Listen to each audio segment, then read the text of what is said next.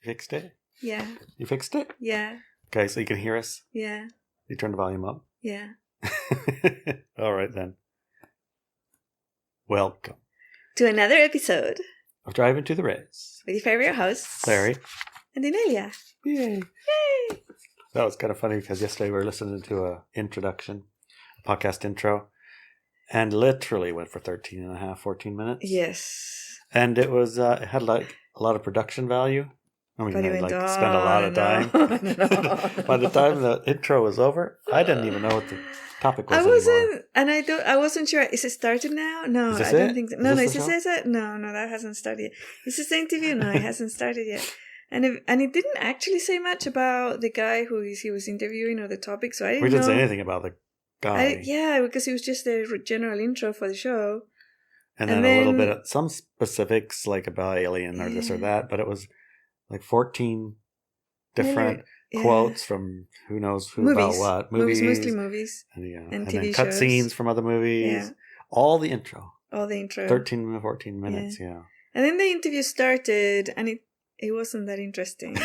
But even then, I wasn't quite sure what the show was about. I know it. It was an odd experience. It was very strange.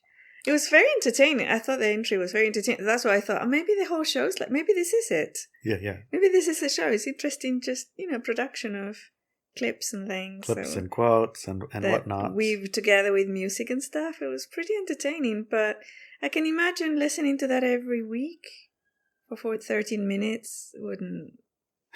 And we didn't actually listen to the full interview. No, maybe it gets better at the end. Sometimes you watch a movie and it's not so great, and you just wait long enough and it gets great. No, that's never happened. That's never happened. Well, I'm holding out hope. But it's like, it's interesting to see the different styles, I think. Right, and the importance is because I am sure in his mind, the show maker, right? The intro, and he must put a full 40 hours of effort into that intro. Yeah, you can tell. He goes over here, clicks this. Hey, that's related, this related. Let's put them all together. Let's make a nice intro. Really we'll talk about it, weave it all together with music and everything. Yeah. It's going to be awesome. It was awesome. It was really good. Yeah, it was awesome effort. Yeah. And, but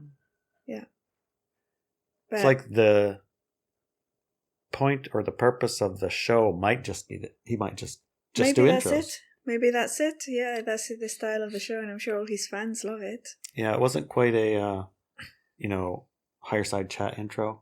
Oh, those are good. Oftentimes, yeah. Those are so good. I want to be interviewed by him just so that he can do an intro for me. I know, it'd be great. He is so good. He's good at that. Yeah. Interesting, though. Also, remember, we were listening to a How I Built This episode with Guy Raz. Yeah. Complexly? Was that what it was? I don't know. I fell asleep to it. Well, you fell asleep, but it was very interesting. It was very interesting. Yeah. Vlog Brothers, remember? Yeah. The funny thing is like these are super duper successful, right? Yes. Super, the tools. Oh, the Vlog Brothers one. Vlog Brothers, right. Yeah, we listened to it and we're laughing. I thought you were talking about the other one. No. Okay. Not the no, not that one. Okay. Not the go to Mount Shasta and get high one. No, oh my god, that was so bad. That was so bad. That was the worst. If there was an anti-ad for an event, that was it.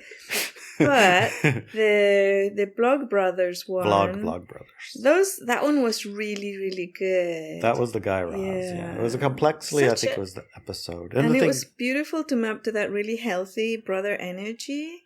It was oh my gosh, it was so beautiful. That was the part I really enjoyed too. That was so nice. Oh, these brothers really love each other, They get along good. They don't have competition.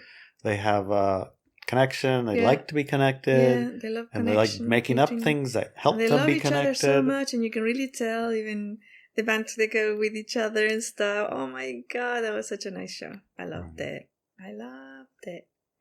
But it did make me wonder about a couple things. Oh, yeah? Which was, for such a hugely popular setup, the company that they run, and the mission that they have and what they do, it is exactly the kind of thing that should be in our universe. It's like we should be aware of it. We should. And we had no idea who they it even are, existed. Who they are, what their companies. I mean, apparently the most original and popular. Yeah, they've got best-selling novels. And merchandise for podcasters and all the tools to help podcasters become and be successful, or YouTubers, like, or whatever. Well, we know about them now through the show, but we should, Just Generation X, it's like.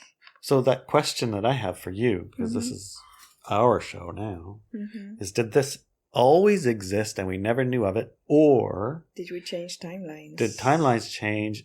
And some of these things that are supportive of some of the things that we're doing. Because remember what it was, their purpose was those who are doing good to do better. Yeah. Not the ones that are doing great to do awesome. Yeah. The ones that are doing good. Although that's good too, they said. That's fine. If those guys get excellent, that's okay. Better. Don't bother me. But they were focused on those who are doing good. Yeah. To do better. To do much, like 10 times better. Well, you know what they say when you're they say the wrong thing, right? But the one the saying that I believe in, and I think is accurate, is when you're ready, the teacher appears. Right. When you're ready, you can see the teacher, right? Right. So the one I believe in is that when you're ready, you can see the teacher. The teacher doesn't appear; it was always there. It was always there, and that's kind of the nature of the universe. Yes. I think everything's always there. Everything's always there. You may not remember it, and you may filter it out. Yes. And then when you will become aware of it, it may not have been actually in your universe, and it is now because you're aware of it now, so that it exists. And it has a past and a future, and your memory of it, can be modified to adjust. Yeah. So I think that it speaks to the nature of reality. It does. It does. And it flows nicely into our newsletter this week. We have a newsletter this week. Yes. And I think we have an adjustment too, right? As our first hour and our second hour comes together. Yeah, so we're going to start publishing the newsletter and the entire broadcast of the hour one, the first half, let's say. The first part. The first part, because it's not an hour anymore. The first part of the podcast and the second part of the podcast are going to be together. For those who are subscribed to Subscribestar, they can see listen to or watch the second part at the same time. Yeah, right? So you don't listen to the first little bit we chat about, and then a few days later we talk again, and it's like, what were we even talking about? Yeah. Mm-hmm. So we're going to do that. It's going to be published at the same time. You can just watch right through it. And everything's moving to Wednesdays, but it's a process, so we are getting there. We're organizing things so that we can do it all really nicely. For second half, go to Subscribestar. They're really, really worth it. I think super worth it. Super worth it to listen to the second half. Okay. What? Yeah. Okay. So this week we're looking at why does the human collective not deliver what I want? Oh gosh. How many times have I said that? Except for I didn't know it was a human collective. Well, this is about the human collective, but I use the word universe sometimes. Why isn't the universe bringing me what I want? I want that Ferrari. Yeah. I still have it in my head, but it was a Corvette. Yeah. Have you ever felt that no matter what you do, your deepest desires are simply not being met by the human collective, or Gaia, or God, or Jesus, or Mary, or Muhammad, or Buddha, or Saint Angels, the universe at your wishing store keeper here. The universe is my wishing store keeper. Yes. I was looking at this the other day, the number of things and times I have wanted something and didn't get delivered, and my pursuit of it getting me into all sorts of trouble. And for what? I still don't know. For example, as a teen girl, I really, really, really wanted a boyfriend. It was mad how much I wanted a boyfriend. But none of the boys I fancied would go out with me. Not even if I asked them. That was crazy. I was really pretty as a teenager. You're still pretty now, honey. Oh, you're so sweet. I didn't know what the hell was happening. Surely all the fairy stories had to be true. An amazing, brave, handsome, intelligent, capable, and able guy would exist, fancy me, and ask me out. Yes, right here. Except for I wasn't there. But no, that did not happen. No, didn't. Eventually, I gave the co-creators of the universe an ultimatum. I would go out with the first random guy I would meet the next day, so they better deliver a really good one. But instead of a nice, wonderful man, I got an attractive troll. An awful person. Yep, a real live, nasty, horrid, dark worker troll. Of course, he didn't look like a troll. He didn't even probably act like a troll at first. No, he did not act mean or nasty at first, or even the first few months. He was wonderful. But that relationship took me out of commission for 20 years. No kidding. Do you think maybe he was always the dark worker to start with, or maybe he got turned? I'm 100% sure he got turned. Yes. Yeah. Okay. Yeah. So the universe did deliver. No. Sort of. No, not really. Kinda. No. Okay. Well, because not. Mm-mm. Go on. Do you want to know where I went wrong? Well, I know where you went wrong. Clearly, I'm here. You should have waited. What happened that changed my life for the worse so dramatically at age 18? I decided to stop thinking in terms of, does this support my highest and prime purpose in life? Mm-hmm. And instead I decided that the single highest priority was having a boyfriend tomorrow. Now. That was it. Just I'm tired of waiting for the right one. I just want one. So why this time the universe delivered when so many other times it had not is a great subject for another article. Let's just say for now that it's not that complicated. I think I have some ideas about it. Oh, yeah?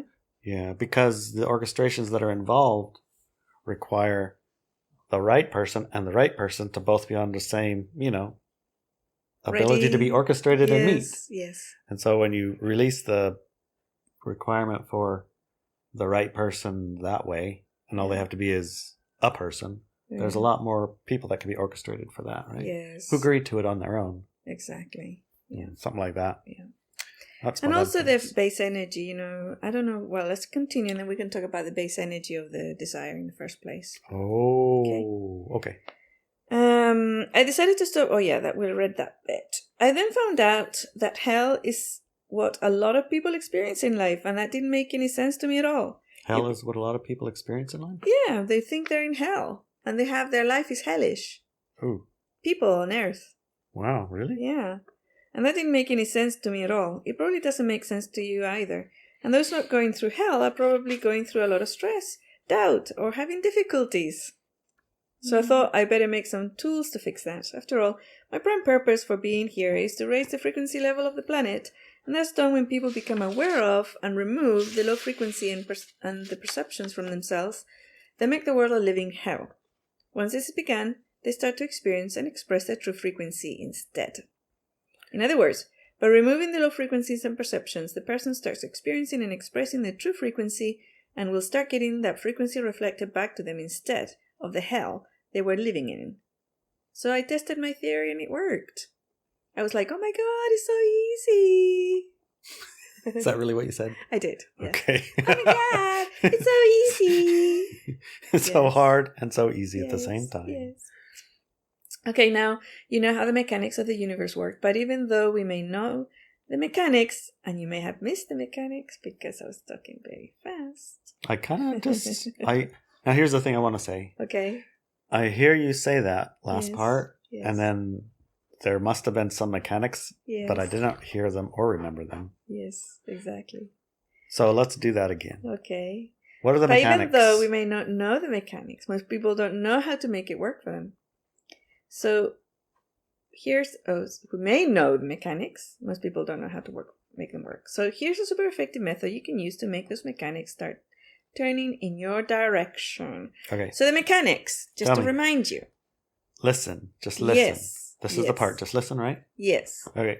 So the mechanics basically come down to frequency. Ooh, frequency. Yes. And the reason for your desires.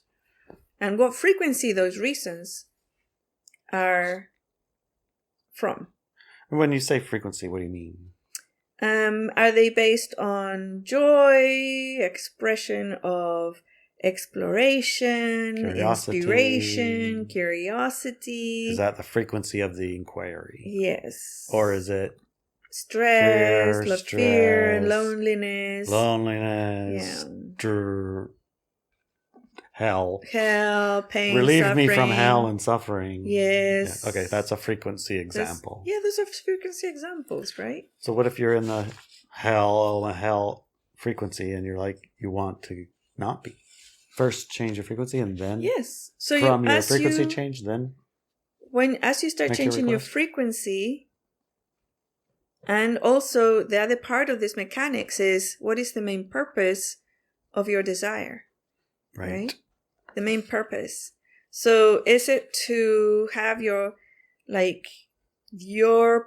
core frequency, your essence, be reflected back to you through the physical universe? Or is it to, I wonder what it's like to feel suffering.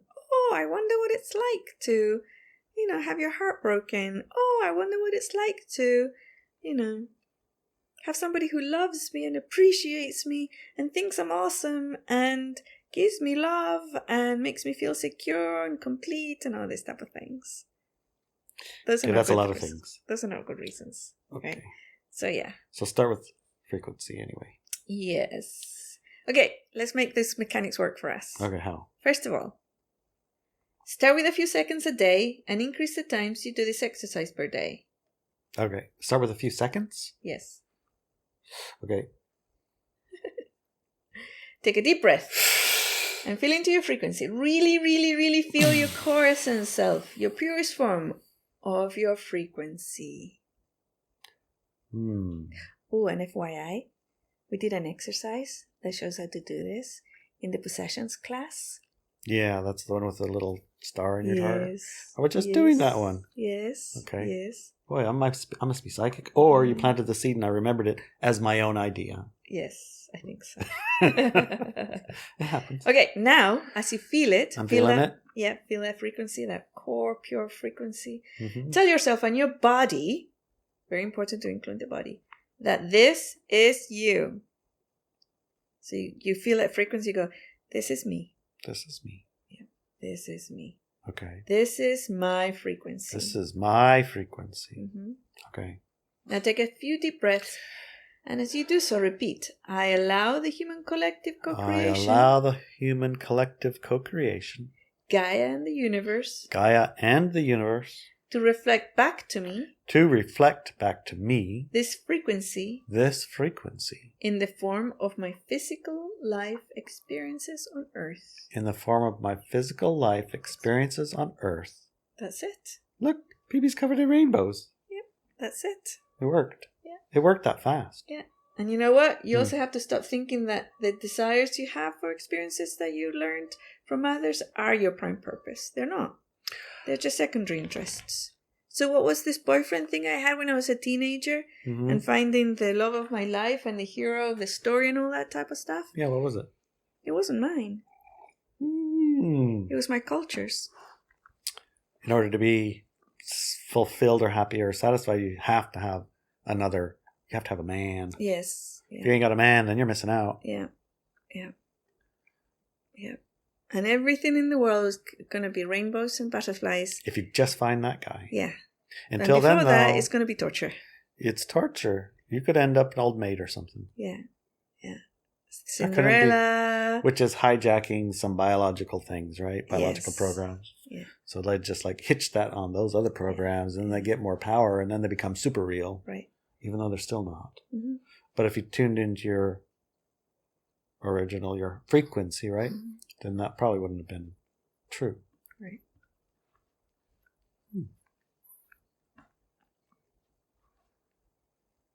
It's, oh my God, that's so easy. Of course, it's going to take a little bit of diligence, I think, too, because those feelings are pretty intense. They are, yes. And they really do feel like your original something. They don't feel like there's somebody else. Yeah, especially when you're a teenager and your hormones, all you want to do is have sex, as a teenager. And of course, it's like eventually you go, okay. And usually people go, okay, any guy will do. Well, I don't know about that. I did definitely not feel that way. Or any girl will do for you. As as a teenager. Not guys. No, guys. It's not at all. Never felt that, not once. No. I didn't feel anything about girls too. It's like, nope, never even crossed my mind. No. But in my house, it was such a pressure because of the culture I was coming from that at age 16, my mom took me to the doctor. Well, first thinking that I was pregnant because I used to get nauseous in the morning. She was quite happy about that one, actually. And then the doctor said, no, you're not pregnant. And then and I looked at her and says, what do you mean? I says, oh no, she said, before she examined me, she said, have you been with a boy? And I says, what do you mean? And what do you mean, have I been with a boy? Have you had sex with a boy? And I looked at her and says, no, why? And she looks at my mom and says, what the hell? Do you think I'm pregnant? Why didn't you just ask me? Well, you keep forgetting vomiting in the morning. And that was because of food allergies and incompatible food at home.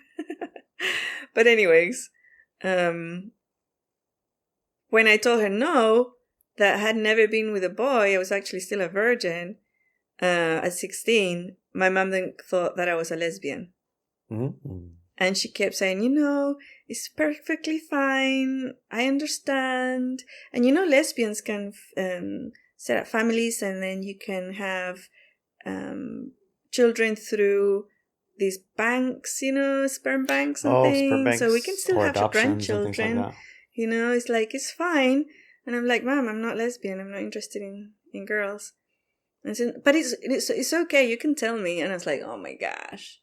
So do you see the type of pressure there, coming from the family? Of any kind. Of any kind would do, Otherwise, it was something very strange with me. There's nothing wrong with some people who want same-sex partners, though. Of course not. But that could be implied by I wasn't ever attracted to men. Oh, that's true. Yeah. No, we're not. But of course, people can do what they like. They can do what they like. Exactly. Which is for me, nope. And you were born that way. You can't even help it, right? It's like, well, I thought, how would you help it? I can't help liking men. I can't help it. So, anyways, going back to that kind of parameters, at school, that was the highest pressure. Because among the girls, and this was the 80s, and it became a huge thing, that if you were 16 and still a virgin, there was something seriously wrong with you. Really? And virgin, it didn't matter if it was because it was a girlfriend, boyfriend, girl-boyfriend. It didn't matter. If only the guys knew that. As long as... It was like a giant secret kept from all the guys. No, it was the boys and girls in my school. The boys knew and the girls knew? Yes. And there were still girls who didn't? Yes. Well, that's just strange. Me. I was the only virgin at 16 in my school. That makes some sense. And there's one other girl, but she was highly religious. So and she wasn't gonna get married first or whatever. Yeah. She wasn't gonna sleep with anybody until she got married, so everybody accepted that. Oh. But nobody wanted to marry her? At 16 now. Okay. I thought there was this little thing where you could go have pretend marriage. That's somewhere else, right? They go to another country, they have a pretend marriage, they can have sex, then they get divorced and they go back home. I have no idea what that's about. But in my school... I think that's in the Middle East, something like that. Right. It didn't work out that way. And me. Yeah. And so the girls were always trying to set me up and stuff, or just questioning it. It's like, what's wrong with you? Are you not interested? Or what the hell matter? What's wrong with you? Don't you know how good it is? And blah, blah, blah. I said, no, because, I never did it. So all this pressure, and then it's like, okay, so if you reach 18 and you're still a virgin, then... It's pretty much over for you. No, there is something very seriously wrong with you. Very, very seriously wrong with you. And I'm like, okay. I mean, I had no street smarts, right? Like 0 street smarts. So whatever guy shows up tomorrow, that's the one. That's the one. Yeah. And it wasn't like the one for a relationship. Oh no, I was just going to shag him and move on. But of course, I've never had that experience in life where you have sexual relationships with somebody and they don't want to see you again. So, yeah. So he was smitten? Yeah. And so was I. So, worked out first for experience. the next 20 years-ish. Did not work out. I have wonderful children. I'm going to have those children with somebody else, I have to say. They're going to still be my children because they chose me, so. But yeah, it wasn't a good experience to step away from my knowing. And I'd done some other really stupid decisions. At 14, for example, I decided that I couldn't understand why people couldn't remember things. I could remember everything from the moment that I stepped into the world, like I was born. Mm-hmm. Like every single second of my life, a full recall. And at 14, I decided, what is it like to forget something, right? Because people could forget stuff that they didn't like or whatever. Or memories that they didn't want. Mm-hmm. Or whatever. I thought, what is that like? And that was the worst decision of my life. That one even trumps the other one, right? Well, that one trumps the other one. How come the universe provides those ones so fast and then you can't take them back? Like the frequency thing. It's like frequency I told thing? You. Yeah. Doesn't make sense to me. The frequency still doesn't make sense to me. If the decision is made from a place of despair or fear or whatever's, then the light dark game will provide you with those tools quite quickly, very quickly. Yeah. And the other ones not quite as quickly because there's less relevance. There's less. I guess less. I would say percent or push or it's like a little bit upstream instead of down with the stream. Maybe for the light dark paradigm at the time, especially. Hey, do you want to ruin your life? Sure. Let's go crash a car. Yeah. That one's fast. Yeah. You want to make the best of your life? Don't get in the car and instead stay home and read this book about whatever. Yeah. That's a lot. I don't know. I think I'd rather go in the car. Right. Kind of like that. Yeah. And because of the frequency. But that has been a level of inquiry that I've had when we're in a very low frequency state and we make a desire based on that low frequency. It appears that the human collective, the universe, and everything else does reflect it back to you right away, right? But when you do the other side, you're in a very high frequency state. It's like you have less co-creators in the process. That is a possibility. You have less co-creators, for sure. Because the co-creators need to be your frequency or higher, right? Right. In order for that to come really about. Work. Yeah. But there's something else there. There's something else. It's almost like you don't desire anything when you're in that state. Yeah. It's like everything's perfect. It's like you reach that frequency and then a boyfriend or not a boyfriend, you're that frequency and you don't. Yeah. There's no need for a boyfriend. Yeah. And it's a high frequency level. And it's a soul. How many awakened high frequency level guys would have existed age 16? In 1980. Whatever. Ish. Yeah. None. Probably none.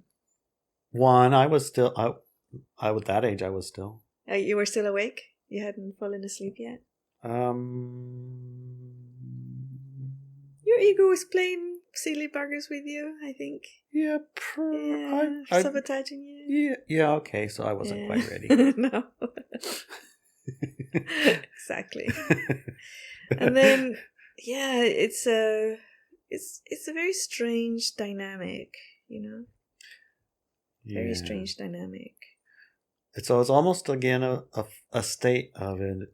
If you match a frequency, then the frequency matches many of them. They're very easy to encounter. To find, yeah. And if you're at a different frequency, the frequency match for that, it's not so readily available. It takes either you move or they move or they get up to you, or there's a lot of more involved in it at the time. At this time, there's a lot more, but they're still sprinkled around like raisins in the bread, not the bread. Yeah.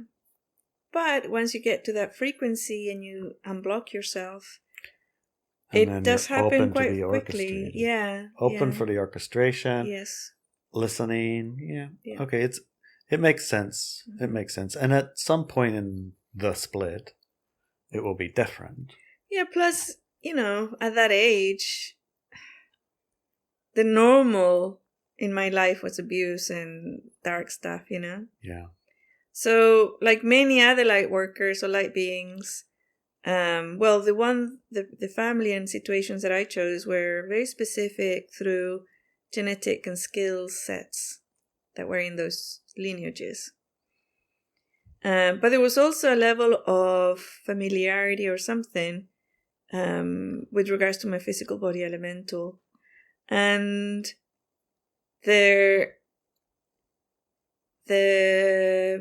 main running programs within those lineages still had a lot of dark experiences involved, and also a lot of lack of street smarts. Because from the perspective of chosen experiences, right? We were still very much infused and involved in the light-dark paradigm. And part of the lineage was warrior lineage, like going to war. And you can't go to work as a high-frequency being. So, or if you have like enlightenment and war, they don't go together. Yeah, one stops the other in its tracks, kind of. Yeah. That'd be an interesting sprinkle a little enlightenment over the front lines and see what happens. Yeah, that would be very interesting. Yeah. So it's one of those things. So when we remember the mechanics, right? Our base frequency go from that spot, not from, oh, I'm so lonely, I want to have a boyfriend or a girlfriend because I'm so lonely, right?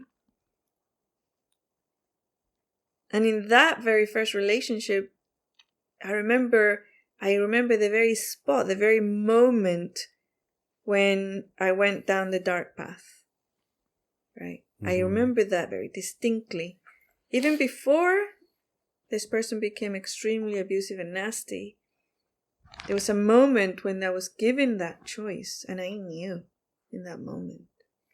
And I chose through, I don't know, a macabre sense of pleasure from a weirdness state, because it was new and weird. And maybe slightly familiar, something I was familiar with. And the situation was, I had a motorbike. At the time, I was 18, of course.